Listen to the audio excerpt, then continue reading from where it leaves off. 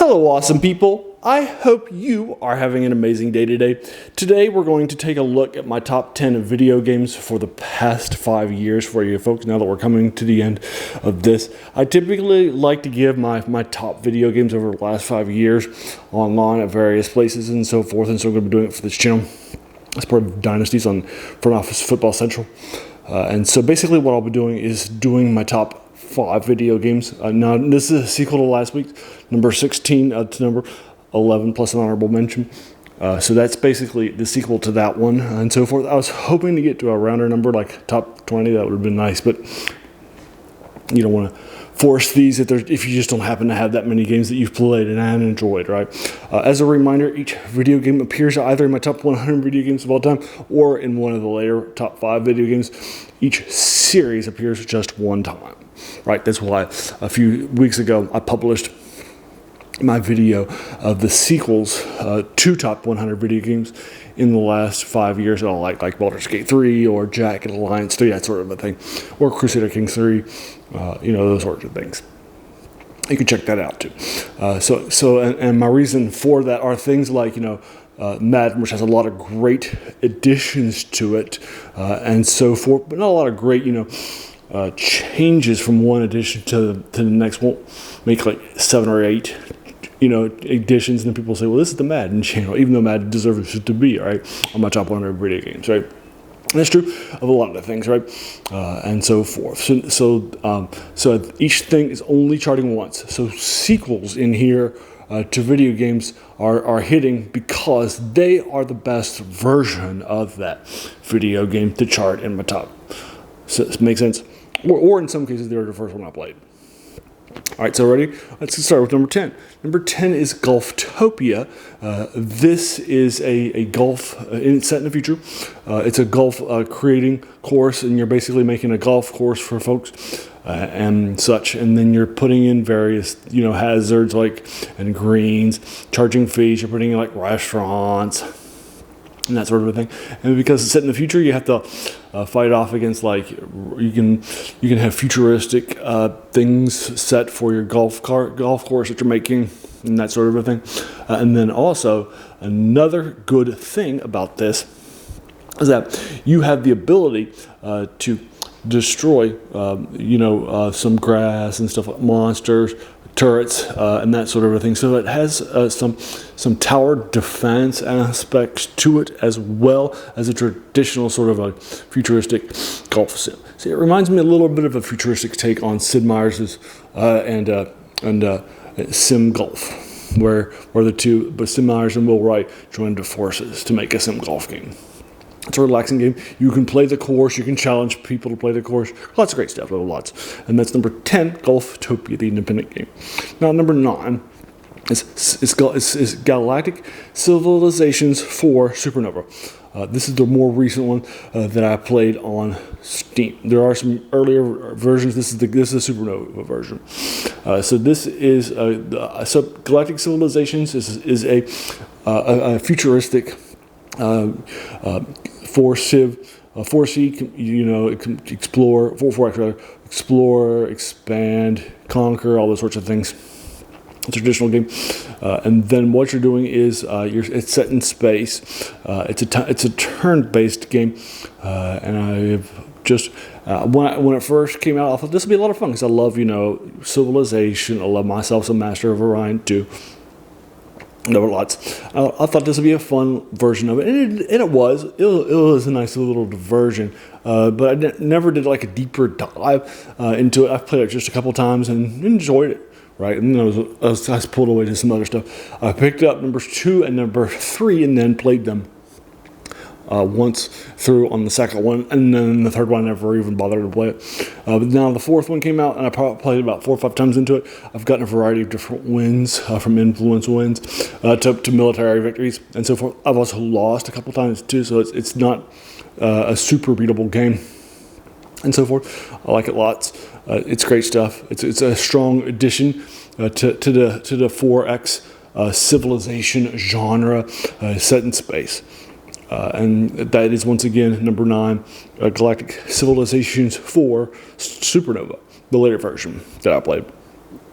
All right, so number 8 is Parkasaurus for you folks. I love Parkasaurus. Parkasaurus is basically a Jurassic concept, Jurassic Park themed concept of people that are running around and so forth. You can have a variety of different modes, from the career mode to the playing of the individuals in a sandbox mode too. It's great stuff. Love it lots.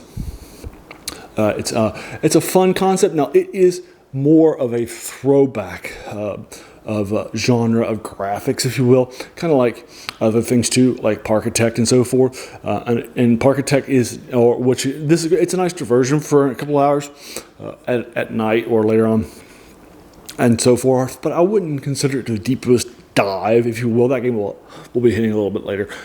When I did my positive review of this online and on Steam, I basically said that this is to Planet Zoo what Parkitect was the Planet Coaster. Both are fun diversions. They both have throwback graphics and sort of an 8-bit style. Good stuff, love them lots, but they're just more of a diversion, and for you to take up a couple hours, then a deeper dive, if you will. So that's Parkasaurus for you, Frank. That's why it's sitting back here at the number 8 spot. All right, number 7 is Warhammer 40K Rogue Trader. It's by the same people that put out a game that we're going to be seeing hit up a little bit higher, Outcat Games. Love them lots, and I really liked the game that's going to be hitting a little bit higher, the console RPG and such. So I decided to stay with the company and head out to Warhammer 40K Rogue Trader. This is a taking of the Warhammer 40K Rogue Trader game and putting it into a console RPG. It's a lot of fun. It's a lot of deeper stuff. There's a lot of great characters, a lot of great things that can be happening and such. But it feels, after the previous one that I've played that you're going to see later, it feels like there's less options, less choices, less interesting things to choose every character. For example, there's only 4 classes, which might be fine for folks that are just more interested in a wizard, a cleric, and a ranger, and a fighter, and a thief, right? But it feels a little bit weird in a modern day RPG setting to only have 4 classes, right? And then there's a few different, you can combine them with different classes too. So after like 15, 20 classes of each, levels of each, you can then take additional classes with it and so forth. It's good stuff like that, and I like that lots and such. But it's a little more. It's a great game. That's why it's on the list. But after the previous one, it feels a little less like it's got a lot of great things for me to offer. Make sense? And so that's my number 7 game for you folks. Warhammer 40K Rogue Trader. The addition of that for you folks. And now all the characters will have guns or will fight with weapons and so forth. But it feels a little down. All right. For Star Trek Infinite, for you folks, this is the next game, hitting number 6. This video game is my best hitting game before the top 5 proper. This is a retelling of the Star Trek universe set in the era of the next edition, the Next Generation, and Voyager, and that sort of a thing. Love it lots because I'm a big Star Trek fan, as you guys know. And so forth. This is it's using the Stellaris engine after it's been released, and a pretty stable Stellaris engine from Paradox, but it's got some different people that are involved, and they added it. They added some new UI stuff and so forth. Loved it lots. I don't find that many Star Trek games are actually really pretty good, so I like this one. I think it's a nice little greater diversion. It's a deep dive into the deep strategy stuff. Love it lots for that reason. And that's number 6, Star Trek Infinite for you folks. If you like Stellaris, try it out. If you don't like Stellaris, don't try it out. All right. So number 5 is top 5 time, and now it's Pathfinder. This is the other one by Outcat Games that I alluded to with the Warhammer 40K Rogue Trader review. This is Pathfinder, Right Through the Ratchets for you folks. It's the second dig game in the Pathfinders. Using it, it's a deep game. It's so well done. It's so well conceived. I've actually got a review of it on this channel already. I can link it to you. I don't want to take too much more of your time, right, and so forth. But it's a great, solid game.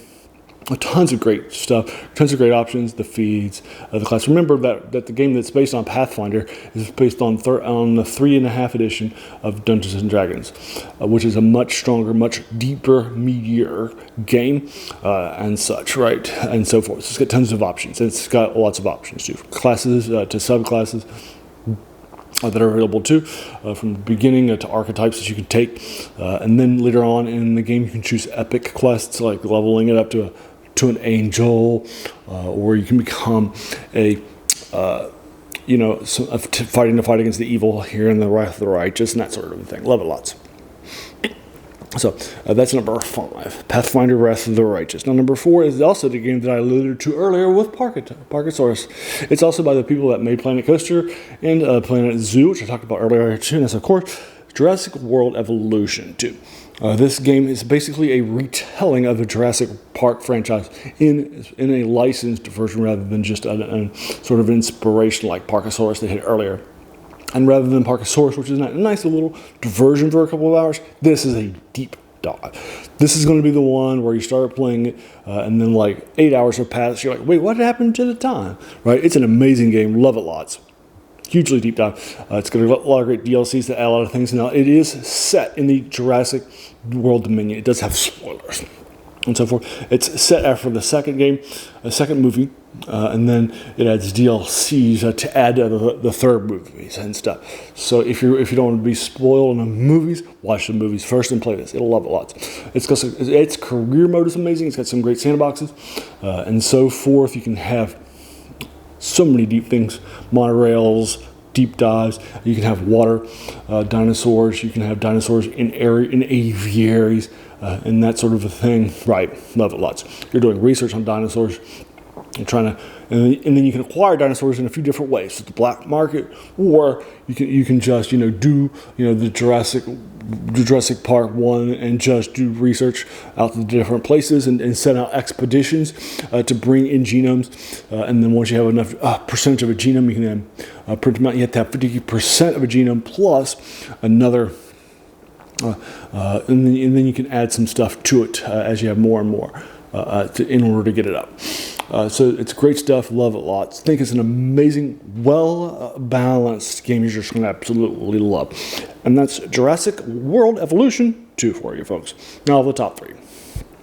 Absolute top 3 classics. The number 3 game, you might think is the number 1 game, but it's not. It's the number 3 game. That's Elden Ring for you folks. This is the role-playing game. It's an open world RPG by the people that did a lot of harder games and so forth, because this is open world. And you can go pretty much wherever you want to. It's a lot of fun stuff. And you can take it out. You can take it out. You don't have to worry about all the difficult stuff and so forth by this, folks. And then you can, like Dark Souls and so forth, you can just absolutely just go out there and level up before going through the battle stuff and such, right? And it's set in a rich universe. Love it lots. And it's got so much stuff that's going on. Love it lots. You have different classes, different concepts, ranged and close combat. You can fire spells and such. Love it lots. And so that is my number 3 video game of the year, Elden Ring. If you haven't played it, play it. It's great stuff. It's also got a DLC. It just came out, although I haven't played it yet, so I can't speak to it. But I have purchased it. I purchased it. I just haven't had a chance to play it yet. I put like more than 100 hours into this. I beat the first boss, which is optional, and then I just finished it out, and then I went on vacation, and then I came back, and I was like, I don't know that I'm going to be because it took me a while to build up my muscle memory to be able to do all the different things like parries and stuff. So I was like, I don't know if I'm going to be able to do this after 2 weeks away. So I just moved to other things and so forth. But it's great stuff. I love it lots. And that's Elden Ring for your folks. The number 3 video game in the past 5 years. And now number 2 is Arcade Tycoon. I love it lots. You probably haven't heard of it. It's an independent game. It doesn't. Last time I checked was like 6 months ago. It doesn't even have 1,000 reviews on Steam yet. Love Arcade Tycoon so much. So basically, an arcade tycoon, as you can tell from the title, it's a tycoon game, and you're making an arcade system. You're buying a building, you're buying up power, you're building up the building, you're building up infrastructure in the building, you're expanding the building. Later on, you're decorating it with carpets and wallpaper You are buying machines, you're buying staff, you're staffing different booths, you're buying your restrooms, and such, right? I'd have security from people start to get angry and lose and start to beat up the machines, that sort of thing, right? And so forth. It's an absolute fun game. Love it so much. And that's Arcade Tycoon, the highest hitting independent game. And the next game probably shouldn't be a surprise to you because everybody has played it, and it's Animal Crossing New Horizons. This game came out in 2020, right as the pandemic was hitting. It was on the Nintendo Switch, so you play it at home or play it remote, such. And I can't tell you how many hours I put into this because unlike Steam or other things, it doesn't actually keep track of how many hours you put into it, right? So I can't even tell you how many things that I put into this game. Animal Crossing New Horizons from 2020 in the early parts of the year. Everybody's played it, everybody's loved it, or everybody's even, right, and so forth. But here, basically, you're on an island, and you are trying to take care of as animal people, and so forth. You're trying to build a house, you're trying to decorate the house, right? All sorts of great stuff. Love it lots. And that's number 1, Animal Crossing New Horizons. For what can I say? Everybody's played it. So these are my top 10 again. Real briefly, number 10 is the golf sim Golftopia, where you're making a golf cart, and then you're a golf course, and you're playing it. Number 9 is Gal Civ 4 Supernova. Number 8 is Parkasaurus. Number 7 is Warhammer 40k Rogue Trader. Number 6 is Star Trek Infinite. Number 5 is Pathfinder Wrath of the Righteous. Number 4 is Jurassic World Evolution 2. Number 3 is Elden Ring. Number 2 is Arcade Tycoon, and number 1 is Animal Crossing New Horizons for you folks. So there you are. Have you played these 10 games? If so, what did you think about them? Let me know what your thoughts are. Remember, your opinions are just as valid as mine are, right? So it's fine, right? I don't mind at all. Let me know what your thoughts are. Have you played them? What did you think about them? Did you agree or disagree with my thoughts? Also check out the last weeks to see what my last 6 were. Some of those might be on this list, and some of these might be somewhere else and so forth, but let me know your list. Remember, I'm not a trained critic. I don't do reviews for work. I'm just a fan of video games. I just love it lots. I've been playing them since in television when I was a kid, and such. Love it lots. And so there you are. So alrighty. So if you like this video, why not hit that subscribe button, like button, bell icon if you're feeling frisky to be notified of my videos, and then let me know, and then we'll let your friends know too, and so forth, video game friends and such, or role-playing games, whatever. So just let them know. Each week I try to do a video game review of in my Wednesdays and such. So next Wednesday, another video game review. And so I've done Pathfinder reviews. I've done Wasteland reviews of the first one. I've done my, like I said a couple of weeks ago, I did all of my favorite roguelikes in order and so forth. Love it lots. So there you are. So feel free to check it out next week. And so forth. And there you are. Thank you so much for your time. And I just want to, take a moment to thank you so much, for taking some time out of your day and investing it and watching my video, right? Because we all have so many things that are happening in our lives, and we're pulled in so many different directions. So the fact that you spent this time with me, that's incredibly humbling, and I appreciate it so much. As a reminder, my channel is named The Worst Thing About New Bugs. That's a quote by a French philosopher, Jacques Joubert, who said that the worst thing about them was that they kept us from, reading the old ones, these older classics that we might have read. And here, like I said, a lot of these video games are versions and editions of things that have already been published. And that's one of the reasons why I like to go back here and just take a look at these things, even video games in this case, that are heavily influential on ours. And so there you go. Once again, thanks, and have an amazing day. Thanks.